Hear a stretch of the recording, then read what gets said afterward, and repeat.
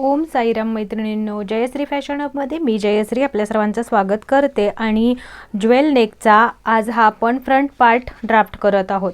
या अगोदरच्या व्हिडिओमध्ये आपण याचा बॅक पार्ट कसा ड्रॉ करायचा हे बघितलेला आहे। जर तो व्हिडिओ कोणी बघितला नसेल तर अगोदर तो व्हिडिओ बघायचा आहे, त्याची लिंक तुम्हाला मी इथे डिस्क्रिप्शनमध्ये देऊन देते। यानंतर आपण हा फ्रंट पार्ट ड्रॉ करणार आहोत। तर याच्यामध्ये आता आपल्याला एक या बाजूला लाईन ड्रॉ करून घेतली, या बाजूला अर्धा इंच मार्जिन ठेवलेला आहे आणि एक लाईन ड्रॉ केली। वरच्या बाजूलाही थोडंसं अंतर ठेवलेलं आहे आणि एक स्ट्रेट लाईन ड्रॉ केली, जेणेकरून आपल्याला स्ट्रेट लाईन मिळून जाव्यात याच्यासाठी। ओके, याच्यानंतर आपल्याला करायचं आहे ते म्हणजे या लाईनवरती शोल्डरचं मेजरमेंट घ्यायचं आहे। जे बॉडी मेजरमेंटवरून शोल्डर आलेलं आहे त्याच्या अर्ध मेजरमेंट घ्यायचं आहे। बॉडीवरती आपलं 15 शोल्डर आहे, तर त्याच्या अर्ध येणार आहे 7.5। तर 7.5 आपल्याला या बंद बाजूकडून या पद्धतीने इथे 7.5 वरती एक मार्क देऊन घेतला। यानंतर या बाजूने डाऊन किती यायचं आहे याच्यासाठीचा चार्ट मी या अगोदरच्या व्हिडिओमध्ये पण दिलेला आहे, जो जेव्हा आपण याचा बॅक पार्ट ड्रॉ केला। तर बॅक पार्ट शोल्डर डाऊन जाण्यासाठी आपल्याला आपल्या शोल्डरनुसार आपण डाऊन जाणार आहोत। तर इथे आपलं शोल्डर 14.25 ते 15 मध्ये येते आणि इथे आपल्याला शोल्डर स्लोप घ्यायचा आहे 1.5। जर तुमचं शोल्डर 15.25 ते 16 मध्ये येत असेल तर शोल्डर डाऊन यायचा आहे 1.75। आणि जर 12 ते 13 इंच शोल्डर असेल तर 1 इंच 13 ते 13.25 ते 14 असेल तर 1.25 तुम्हाला खाली यायचं आहे, म्हणजे या बाजूने। आता इथे आपण येणार आहोत 1.5 इंच या चार्टनुसार। ओके, तर इथे 1.5 इंच आलोत आणि हे अंतर आपण बॅक आणि फ्रंट जेव्हा आपण बॅक साईडमध्ये गळारुंदी काढलं त्याच्या सूत्रानुसार आपण हे मार्किंग घेतलेलं आहे। Okay, front and back neck गळारुंदी, गळ्याची गोलाई भागिले 4 आणि त्यातून -0.75 करायचे आहे। जर चेस्ट साईज 28 ते 39 असेल तर 0.75 आणि 40च्या पुढे चेस्ट साईज असेल तर 1 इंच मायनस करायचं आहे। तर इथे 39 चेस्ट आहे म्हणून 0.75 आपण मायनस केले, तर आपल्याला इथे उत्तर मिळालेलं होतं 2.56।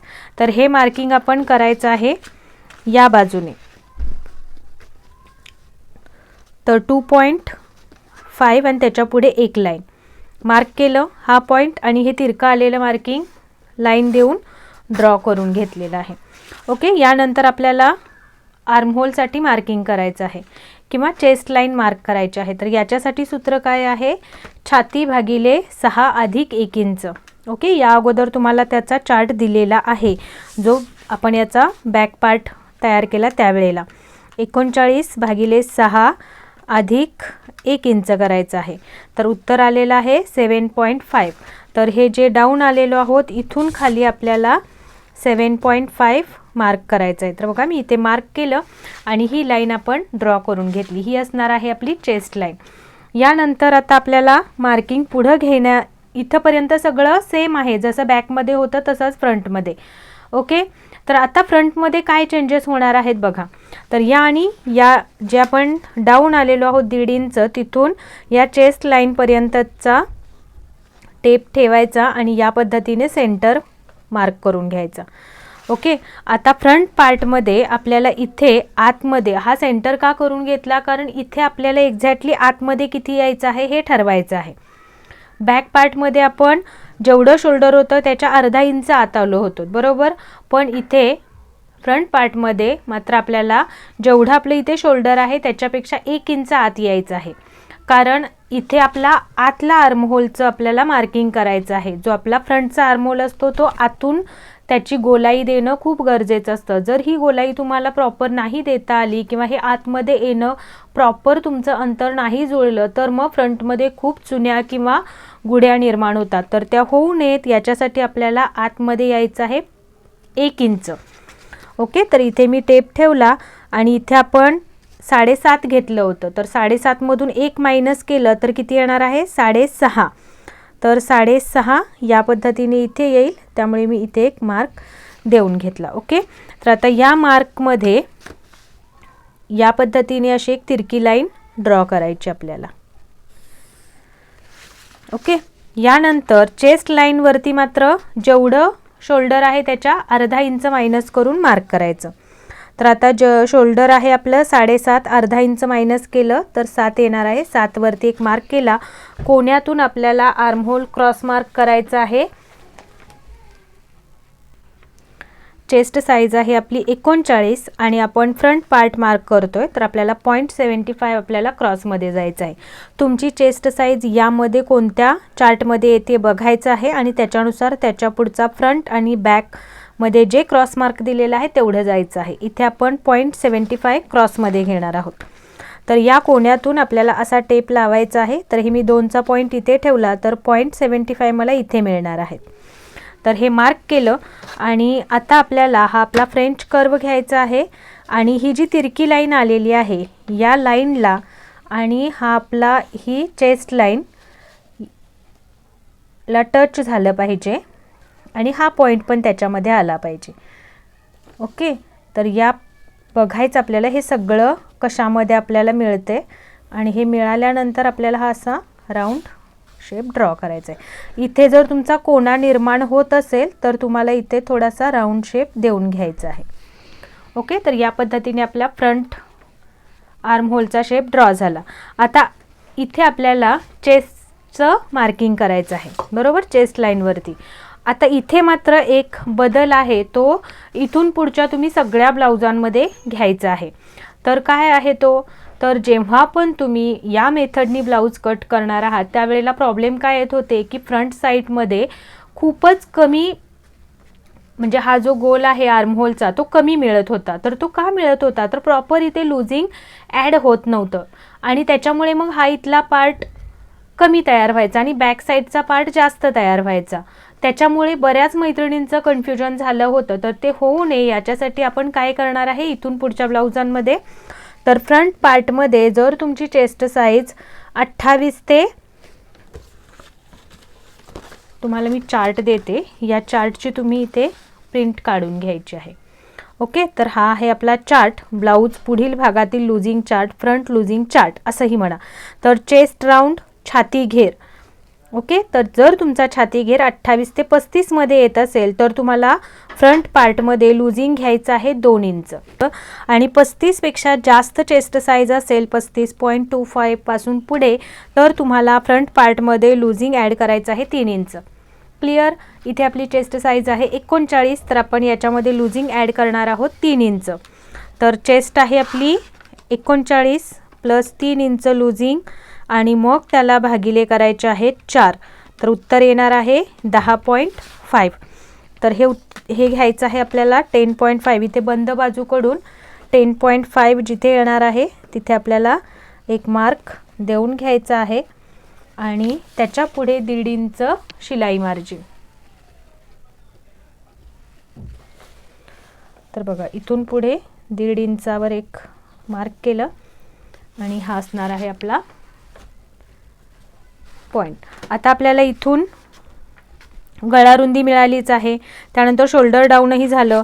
आता आपल्याला फ्रंट भागाच्या टोटल उंचीचं मार्किंग करायचं आहे. तर हा जो पॉइंट आपण इथे मार्क केलेला आहे गळा रुंदीचा, तिथपर्यंत या पद्धतीने टेप ठेवायचा पहिले, त्यानंतर जिथं हा पॉइंट आहे तिथपर्यंत टेप दुमडून घ्यायचा आणि या शोल्डरचा आपल्याला सेंटर पॉइंट काढून घ्यायचा. आता या सेंटर पॉईंटपासून आपल्याला टोटल उंचीचं मार्किंग करायचं आहे. तर टोटल उंची आपली फ्रंट पार्टची 16 आहे, तर आपल्याला इथे 17 इंच वर मार्क करायचं आहे.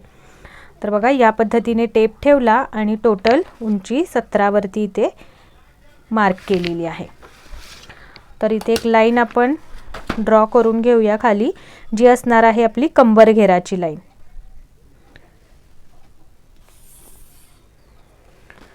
तर बघा फ्रंटची जी गळा रुंदी आहे याच्यासाठी हे तुम्हाला सूत्र वापरायचं आहे. मग तुमची साईज कोणतीही असेल त्याच्यानुसार तुम्हाला ही गळा रुंदी मिळालेली असणार आहे, बरोबर. जे आपण यामध्ये जे तुम्हाला मी दाखवलेलं आहे की फ्रंट गळा रुंदी म्हणजे आपण ही जी काढलेली आहे ती कशी काढायची ते, बरोबर.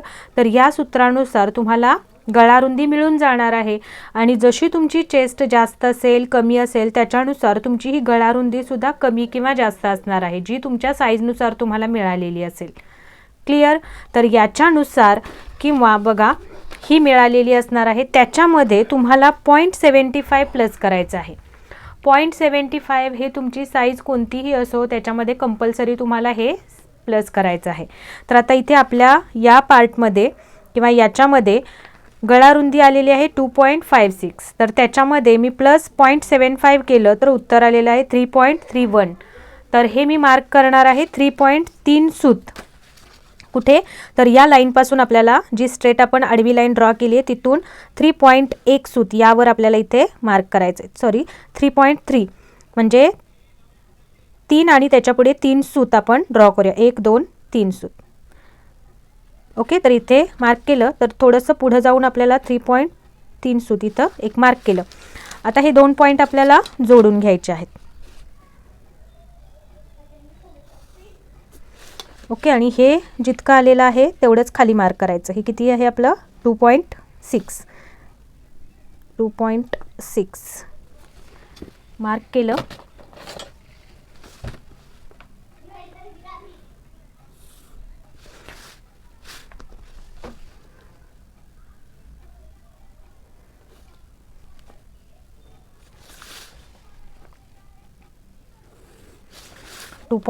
त्यानंतर अर्धा इंच इथे आपल्याला शिलाई मार्जिनचा मार्क करून घ्यायचा आहे. या बाजूने पण अर्धा इंचावर आणि इथे हा डॉटेड लाईन देऊन घेऊया जी असणार आहे आपली शिलाईची लाईन. यानंतर इथे आपल्याला कर्व शेप देऊन घ्यायचा आहे. तर बघा या लाईनच्या खालीच आपला हा शेप असला पाहिजे म्हणजे फ्रंट आणि बॅक जुळण्यासाठी प्रॉपर होणार आहे. ओके, तर हे झालं आपला फ्रंट गळ्याचा शेप. यानंतर आपल्याला इथे सेंटरला स्टेप ठेवायचा आहे आणि शोल्डर टू एपेक्सचं मार्किंग करून घ्यायचं आहे. आता शोल्डर टू एपेक्स आहे आपलं 10.5, तर त्याच्यामध्ये अर्धा इंच प्लस करायचं कारण वरच्या बाजूला अर्धा इंच शिलाईमध्ये जाणार आहे, त्याच्यामुळे अर्धा इंच प्लस करून मार्किंग करायचं. 10.5 आहे तर 11 वरती मी मार्क केलं आणि टोटल उंचीमध्ये 1 इंच प्लस 17 वरती मार्किंग. क्लिअर? आता हा पॉईंट आहे तो ही लाईन मी थोडीशी ड्रॉ करून घेते. तर बघा इथे थोडीशी ड्रॉ केली. आता या लाईनवरती आपल्याला या बंद बाजूकडून एपेक्स टू एपेक्सचं मार्किंग करायचं आहे. तर एपेक्स टू एपेक्स आहे 7.5, तर या पद्धतीने इथे 7.5 वरती टेप दुमडला आणि जे आलेला आहे तर किती आलेला आहे 3.75. तर हे या लाईनवरती मी मार्क करते 3.75. बघा या इथे पॉईंट ठेवला आणि इथे 3.75 वरती मार्क केलं. या बाजूनी बघितलात तर बघा या पद्धतीने 3.75 वरती मार्क केलं आणि कंबर घेरावरती आपल्याला मार्किंग करायचं आहे 3.75 मधून अर्धा इंच मायनस करायचं आहे. तर आपल्याला इथे मिळणार आहे 3.25 इंच. क्लिअर? तर यानंतर या पॉईंटमधून या पॉईंटमध्ये आपल्याला एक लाईन ड्रॉ करायची आणि इथे आपल्याला टक्स किती घ्यायचं आहे ते आपल्याला चेस्ट साईजनुसार ठरणार आहे. तर कमरेवरती आणि आर्महोलवरती टक्स किती घ्यायचा आहे याच्यासाठी आपल्याला हा चार्ट बघावा लागेल. याच्यामध्ये आपली चेस्ट साईज किती आहे त्याच्यानुसार कमरेवरचा टक्स आणि आर्महोलवरचा टक्स अवलंबून असणार आहे. हा जो सेंटर टक्स आहे तो फक्त कटोरी ब्लाऊज असेल तरच आपल्याला घ्यायचा आहे, त्याच्यामुळे याचा विचार नका करू. हे 2 टक्स लक्षात घ्यायचे आहेत. आता इथे आपली चेस्ट साईज 36 ते 44 मध्ये येते बरोबर, त्यामुळे आपला कमरेवरचा टक्स येणार आहे 3 इंच आणि आर्महोलवरती टक्स येणार आहे याच्या अर्धा टक्स आर्महोलवरती येतो. क्लिअर? जर तुमची चेस्ट साईज 28 ते 35.75 मध्ये असेल तर कमरेवरती टक्स येणार आहे 2.5 आणि आर्महोलवरती याच्या अर्धा 1.25. 45 किंवा त्याच्यापेक्षा जास्त चेस्ट साईज असेल तर कमरेवरती टक्स येणार आहे 3.5 इंच आणि आर्महोलवरती टक्स येणार आहे 1.75. तर या इथे आपल्याला कमरेवरती टक्स घ्यायचा आहे 3 इंचांचा. ओके, तर याच्यासाठी काय करावं लागेल, या बाजूनी इथे आपण जे इथं जेवढं एपेक्स टू एपेक्स मार्क केलं त्याच्यातून अर्धा इंच मायनस करून आपण कंबर घेरावरती मार्किंग घेतलं बरोबर. तर आता इथून पुढे आपला हा टक्स असणार आहे. तर इथे टेप ठेवला आणि 3 इंच जिथे येत आहे तिथे एक मार्क देऊन घेतला. ओके, हा देऊन घेतल्यानंतर इथे आपल्याला लाईन ड्रॉ करायची आहे आणि ती लाईन आपल्याला इथे एपेक्स पॉईंटपर्यंत आणून मिळवायची आहे, जशी ही तिरकी लाईन बघत आहात त्या पद्धतीने. ओके, आता आपल्याला पूर्ण कंबरेचं मेजरमेंट टाकायचं आहे. तर ते कसं टाकायचं, तर कंबर घेर आहे आपला 30 बरोबर, त्याला भागिले करायचे आहेत 4. इथे आपल्याला टक्स वगैरे काही ॲड करायची गरज नाही कारण इथे आपला हा टक्स मोठा असतो, तो आता आपण ॲड करणार आहोत. ओके, तर पहिल्यांदा काय करायचं, जे पण कमरेचं मेजरमेंट आहे त्याचा चौथा भाग घ्यायचा. ओके. आणि हा चौथा भाग घेतल्यानंतर इथे जो टक्स घेतलेला आहे तो याच्यामध्ये मायनस करायचा, की म्हणजे तुम्हाला डायरेक्ट इथूनच मेजरमेंट टाकता येईल. +3 इंच तर येणार आहे 10.5. तर या बाजूनी बंद बाजूकडून टेप ठेवायचा आणि 10.5 जिथे आले तिथे 1 मार्क देऊन घ्यायचा. याच्या पुढे शिलाई मार्जिन 1.25 इंच 1.5 इंच तुम्हाला जेवढं ठेवायचं आहे तेवढं ठेवू शकता. तर हे पॉईंट आपण देऊन घेतले आणि हे आता आपण जोडून घेऊया. तर हा आहे आपला फिटिंगचा पॉईंट आणि हा शिलाई मार्जिनचा.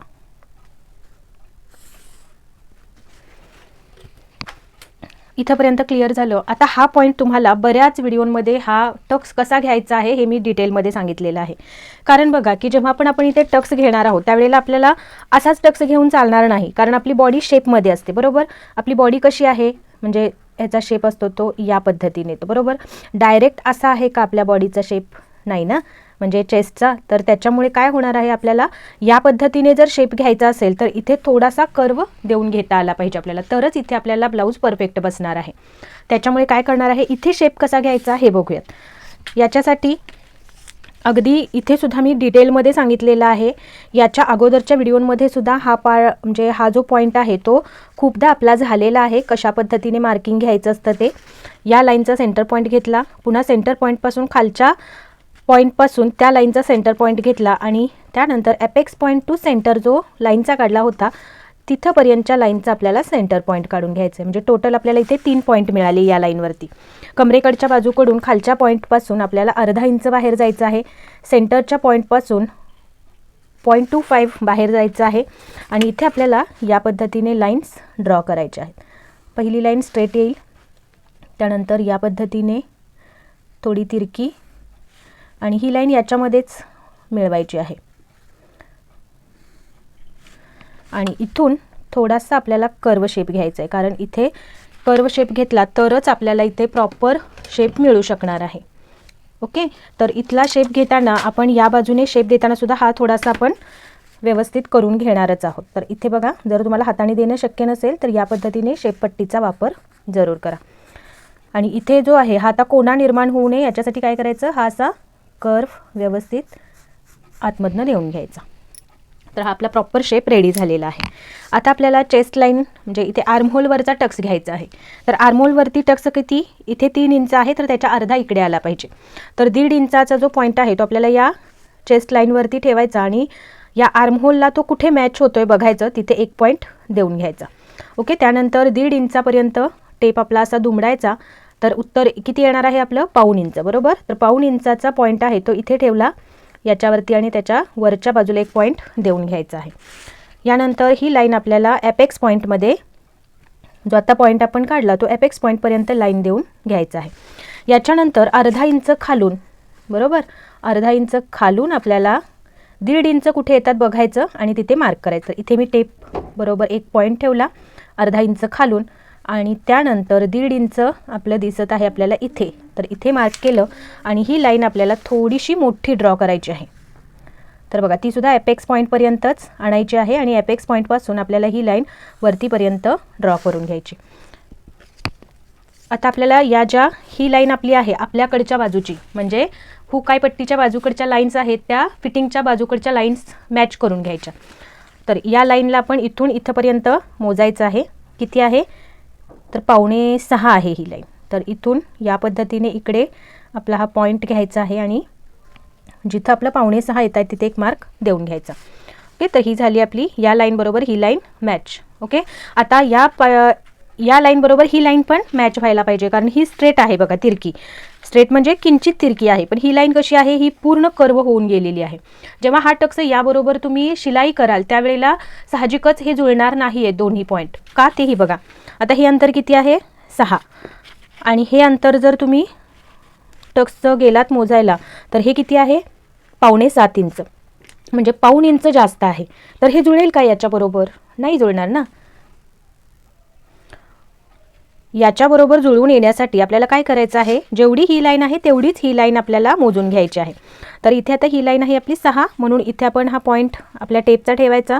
इथून आपल्याला कर्व शेपमध्ये आपला टेप घ्यायचा आहे जिथे 6 इंच येणार आहे तिथे एक मार्क करून घेतलं आणि त्याच्या खाली बघायचं आहे आपल्याला इथे आता किती आलेलं आहे.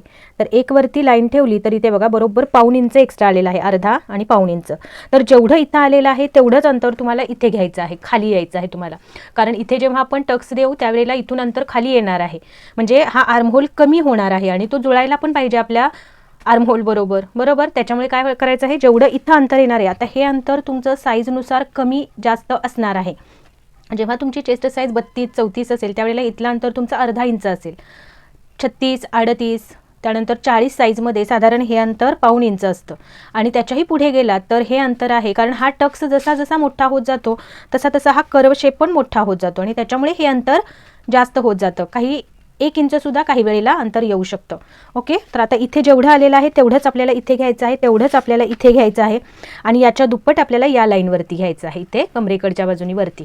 तर इथे पाऊण इंच आहे, पहिला तर मी इथे देऊन घेते पाऊण इंचावर 1 पॉईंट, त्यानंतर इथे पाऊण इंचांवरती 1 डॉट. ओके, हे देऊन घेतले आणि इथे आता आपल्याला किती घ्यायचं आहे वरती, पाऊण आणि पाऊण 1.5 इंच. तर बघा 1.5 इंच जर मी इथून मार्क केलं तर हे अंतर आपलं मधलं किती राहतंय, 6.5 इंच बरोबर. आणि याच्यातूनही शिलाईमध्ये गेल्यानंतर इथे खूपच अंतर कमी राहू शकतं आणि जर ॲक्च्युली हे जे अंतर आहे हे बरोबर आहे, म्हणजे जेवढं येणार आहे तुमच्या बॉडीनुसार ते बरोबर येणार आहे. पण जर तुम्हाला वाटत असेल की नाही साईड पार्टला आपल्याला हे खूपच कमी होते, तर तुम्ही इथे काय करू शकता, जेव्हा तुमची चेस्ट साईज 38च्या पुढे आहे ओके, तर त्यावेळेला इथलं अंतर जास्तच येतं पूर्ण. तर यावेळेला काय करू शकता तुम्ही, एकतर 1 इंच या बाजूनी कंपल्सरी वरती घेऊ शकता. तर या बाजूनी मी 1च इंच घेणार आहे वरती. तुम्ही जर तुम्हाला इथे चून वगैरे नकोच असेल अजिबात, जर तुम्ही 1.5 इंच घेतलात तर या बाजूला म्हणजे साईड पार्टला अजिबात चून वगैरे येत नाही, खूप छान फिटिंग वगैरे बसतं. पण जर तुम्हाला डाऊट असेल की हे अंतर खूप कमी होत आहे का, तर याच्यासाठी तुम्ही फक्त 1 इंच आलात वरती तरीही चालणार आहे. तर ही लाईन आता मी इथे ड्रॉ करून घेते. जे आपण पॉईंट देऊन घेतलेले आहेत तिथून आपण हे या लाईन्स ड्रॉ करून घेऊ आणि इथे लाईन ड्रॉ करत असताना या बाजूच्या ह्याला पट्टी आपण अशी लावायची बरोबर स्ट्रेटमध्ये आणि इथून आपल्याला आतमध्ये ही लाईन ड्रॉ करून घ्यायची. ओके, तर ही लाईन आपण खाली ड्रॉ करून घेतली आणि आता यामध्ये आपल्याला आपला कर्व शेप देऊन घ्यायचा आहे, नवीन मुंड्याचा शेप देऊन घ्यायचा आहे. आता या कोण्यातून किती जायचं आहे, जेवढा आपण इथे गेलो होतो बरोबर, इथे किती गेलो होतो आपण, तर 0.75, तर तेवढंच आपल्याला इथे 0.75 वरती जायचं आहे आणि आपल्याला हा शेप ड्रॉ करायचा आहे. ओके, तर या इथे मार्क केलं आणि हा शेप आहे तो बरोबर याच्यातून आपल्याला इथे ड्रॉ करायचा आहे. तर इथे बघा ही पट्टी या पद्धतीने सेट करायची आपली कर्व पट्टी. हा पॉईंट पण आला पाहिजे, इथेही मॅच झाला पाहिजे आणि यावरतीही मॅच झाला पाहिजे. तर या पद्धतीने आपला हा शेप ड्रॉ झालेला आहे. आता हा पॉईंट, हे मधलं अंतर, हे आणि हे पूर्ण मायनस होणार आहे, तर ते आपण मायनस करून घेऊया. तर बघा या पद्धतीने हे सर्व आपलं मार्किंग झालेलं आहे आणि आपण फ्रंटला ओपन ठेवणार असाल तर इथे जे अर्धा इंच आपण ठेवलेलं आहे ते आपल्याला यामध्ये कटिंगमध्ये न कट करता हे आपल्याला ठेवून द्यायचं आहे. आणि जर बॅकला ओपनिंग देणार असाल तर बॅकमध्ये आपण अर्धा इंच ठेवलेलं आहे ते ठेवून द्यायचं आहे. इथे आपण बॅकला ओपनिंग ठेवणार आहोत त्यामुळे इथे फ्रंट साईडला आहे, इथून आपण डायरेक्ट कट करून घेणार आहोत. ओके, तर हे आपण कट करून घेऊया.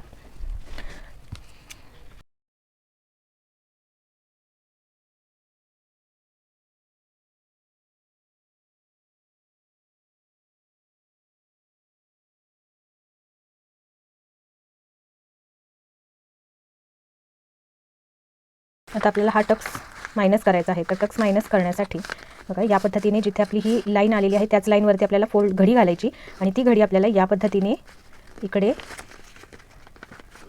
आपल्या खालच्या लाईनवरती ठेवून घ्यायची आहे.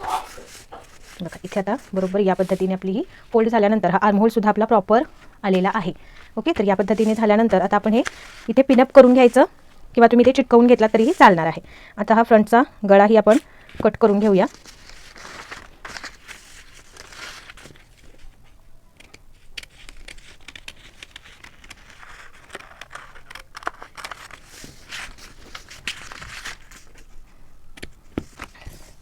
तर या लाईनचा इथून इथंपर्यंतचा सेंटर घ्यायचा, सेंटरवरती एक मार्क करायचं आणि इथून 0.25 बाहेर घ्यायचं आहे आणि इथून हे जे जॉईनिंग इथे दाखवलेलं आहे तिथून खाली आपल्याला अर्धा इंचावर एक पॉईंट देऊन घ्यायचा आहे.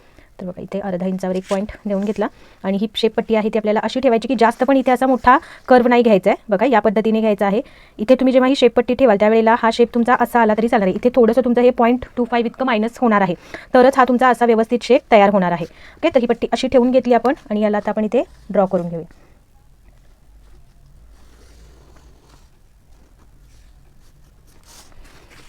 तर हा आपला आता व्यवस्थित शेप पण आलेला आहे आणि हा आता आपण कट करून घेऊया. हा थोडासा तुमचा इथे शेप जाणारच आहे. जर तुम्ही अगदी या पद्धतीने इकडून टोकातून जर मार्किंग केलं तर मात्र मग कसं होतं की इथे हे ना थोडंसं पुढे भाग येतो जास्त करून असं आणि मग इथे टोक निर्माण होते.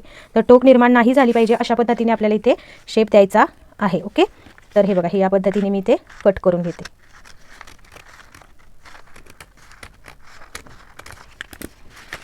आता इथे सुद्धा अगदी हा राऊंड शेप तयार झालेला आहे आणि इथे जो हा कोना बाहेर आलेला आहे तो फक्त आपल्याला इथे कट करून घ्यायचा आहे. आता हा शेप पण प्रॉपर आला आणि इथला शेप सुद्धा प्रॉपर याच्यामध्ये तिरका व्यवस्थित येण्यासाठी इथे तुम्हाला या पद्धतीने बघायचं आहे. टेप ठेवून इथे जर काही थोडा बाहेर येत असेल तर हे सुद्धा तुम्हाला इथे व्यवस्थित शेपमध्ये कट करून घ्यायचं आहे. बघा आता हा शेप सुद्धा प्रॉपर आपला आलेला आहे.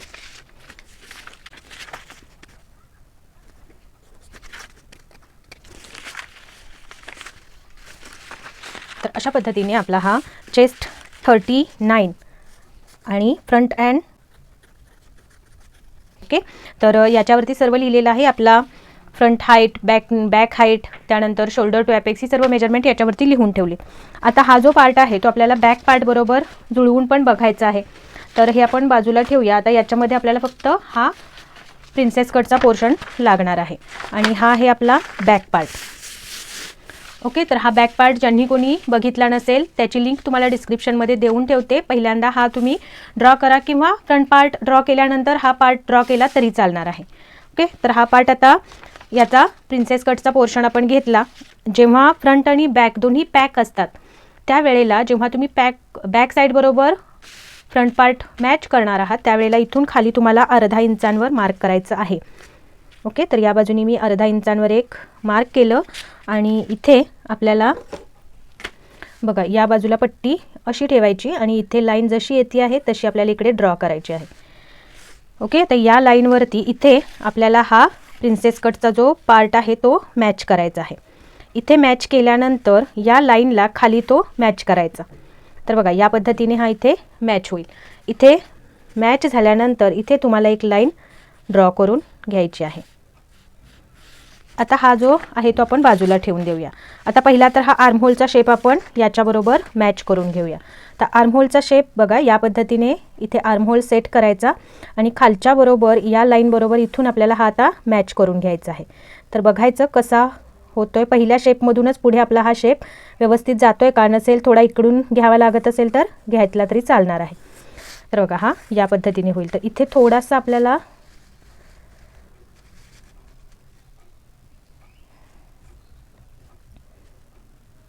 आत गेल्यासारखा वाटतो ना, तर तो या पद्धतीने घ्यायचा.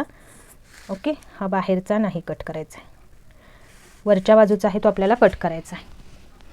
ओके, तर या पद्धतीने हा शेप आपला ड्रॉ झाला. आता इथून बघायचं हे मार्क केलं. याच्यानंतर जेवढं इथं आलेलं आहे तर बघा इथे एक वरती पॉईंट ठेवला तर 6 सूत अंतर इथं आलेलं आहे. तर सेम तेवढंच तुम्हाला या बाजूला मार्क करायचं आहे, 6 सूत. ओके, आणि याच्यामध्ये 0.25 ॲड करायचं आहे आणि वरती अजून एक मार्क करायचा आहे तुम्हाला. ओके, तर 0.25 म्हणजे किती, 3 लाईन.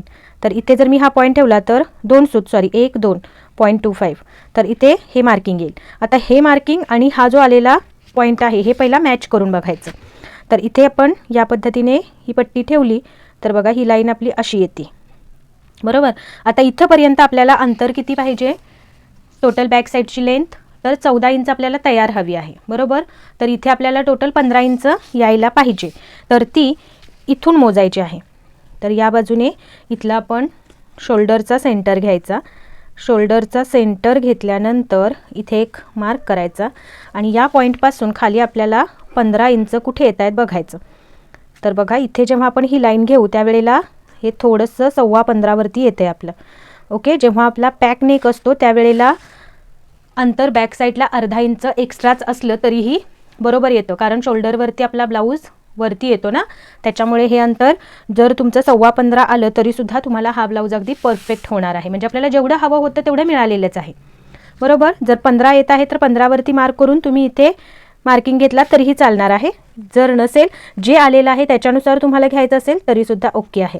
तर मी या पद्धतीने इथे ही लाईन ड्रॉ करून घेते आणि या लाईनबरोबर इथे मॅच होण्यासाठी बघा या पद्धतीने थोडंसं आपल्याला इथे असं जावं लागेल,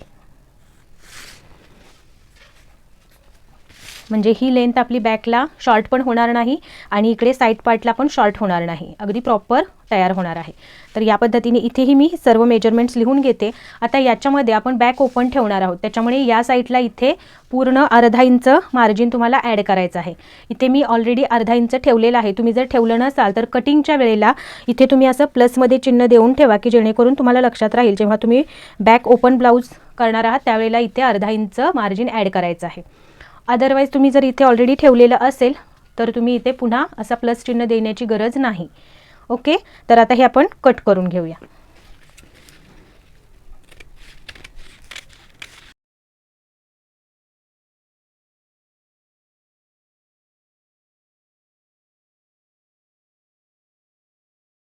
मेजरमेंट आहेत जी आपण याच्यावरती लिहून घेतलेली आहेत, ती सर्व मेजरमेंट्स मी याच्यावरतीही लिहून घेते, की आपला याच बरोबरचा हा पार्ट आपला असणार आहे.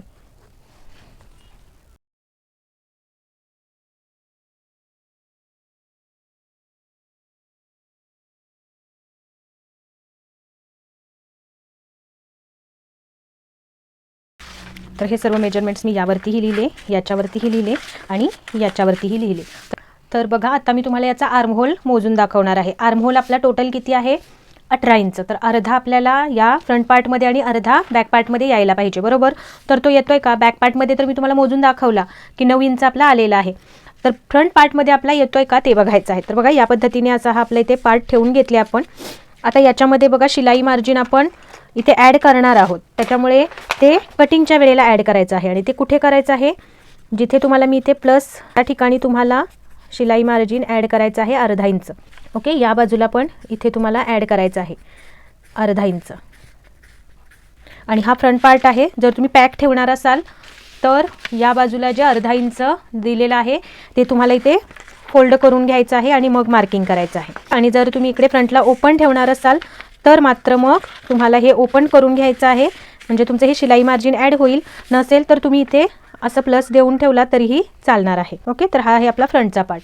तर इथे जर तुम्ही फ्रंट ओपन देणार असाल तर इथे वाढवायचं आहे. क्लिअर, लक्षात राहील. आता यानंतर आपण आर्महोल मोजून बघूया. तर इथे शिलाईचं मार्जिन ॲड होणार आहे, त्यानंतर हा पार्ट जोडला तरीसुद्धा याच लाईनवरती आपला जोडला जाणार आहे. त्याच्यामुळे हा पार्ट इथे व्यवस्थित सेट केला. अर्धा इंचवरती शिलाई मार्जिन आहे ते सोडून दिलं, टेप या पद्धतीने ठेवला आणि कर्व शेपमध्ये आपल्याला हा मोजून घ्यायचा आहे.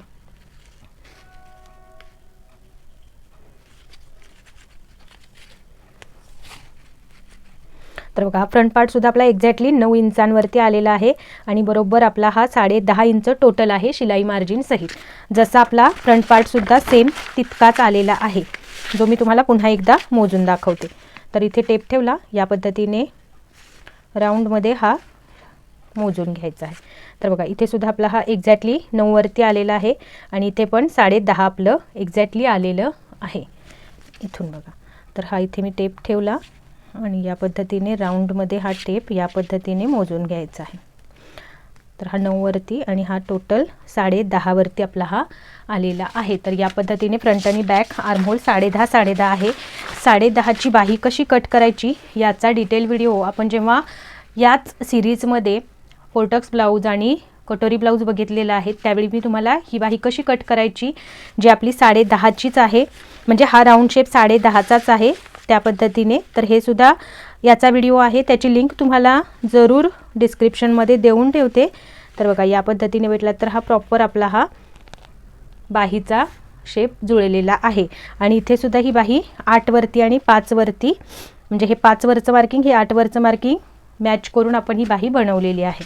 तर अशा पद्धतीने हे आपले सगळे पार्ट तयार झालेले आहेत. या पद्धतीने कटिंग करून स्टिच करण्याचा ब्लाऊज जरूर प्रयत्न करा.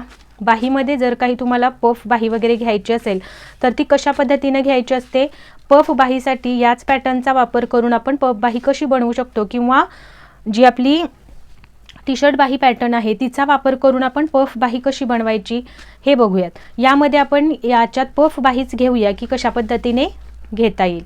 तर चला, आजच्या व्हिडिओमध्ये एवढंच होतं. हा व्हिडिओ तुम्हाला कसा वाटला हे जरूर माझ्याबरोबर शेअर करा आणि या पद्धतीने कटिंग करून स्टिच जरूर करून बघा. परफेक्ट फिटिंगने ब्लाऊज आपला तयार होणार आहे. आणि साईजनुसार काय चेंजेस करायचे आहेत, कुठल्या साईजमध्ये किती टक्स घ्यायचं आहे, हे सर्व डिटेल तुम्हाला चार्टमधून मिळालेलंच आहे. तर चला, अशाच युजफुल आणि माहितीपूर्ण व्हिडिओ बरोबर पुन्हा भेटूया. तोपर्यंत ओम साईराम. काळजी घ्या स्वतःची. बाय.